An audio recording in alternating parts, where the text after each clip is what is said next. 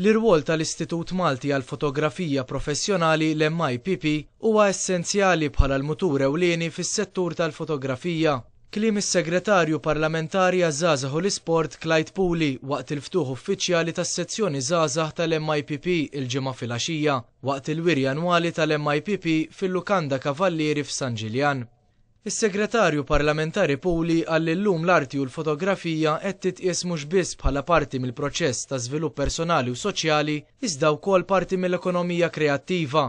Il-Gvern qed iqis dan is-settur bħala niċċa importanti ħafna fl-ekonomija ta' pajjiżna. U qal li llum għandna l-Emcast li qed trawwem dan l-aspett fost iż-żgħażagħ tagħna u fi żmien mhux daqstant imbiet ikollna wkoll il-kulleġġ tal-arti. Kevin Qasa l-President tal-MIPP qal li l-fotografija Maltija f'dawn l-aħħar 17-il sena kemm ilha mwaqfa l-MIPP inbidlet ħafna l-aħjar u sostna l-importanza ta' kollaborazzjonijiet u kuntatti ma' fotografi barranin. Qed nippruvaw iktar nimirħu ma' fotografi li ġejjin minn pajjiżi totalment differenti bħal tnejn tal-lum li għandna wieħed mill-Polonja u Kjara hija mill-Italja għax definitivament nafu li se nieħdu angolu differenti ta' fotografija. Kevin Qasa qal li s-sibt sar seminar ta' ġurnata li fih se jattendu mal-mitruħ u li fih it-tema prinċipali se tkun inspirational. Dan biex tingħata tieqa lil fotografija b'mod differenti.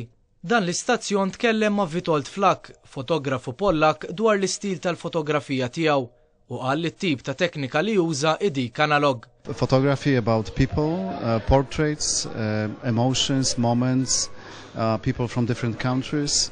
In terms of technology, this is all the works are on the analog, done in the dark room.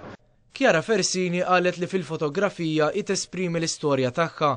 Fir-ritratti tagħha hemm influwenza kbira minn dawk li kienu jalmuha. So my photographs are almost all autobiographical, so they're mainly self-portraits because they tell my story, basically. A lot of influences in my work, which come from the old master painters, so you can see the painterly look in my photos. Barra minn hekk, isostniet li l-ispirazzjoni prinċipali tagħha huwa l-ħolm. My first source of inspiration are my dreams, so obviously they are very surreal. Jerome Caruana Cilja għal Net News.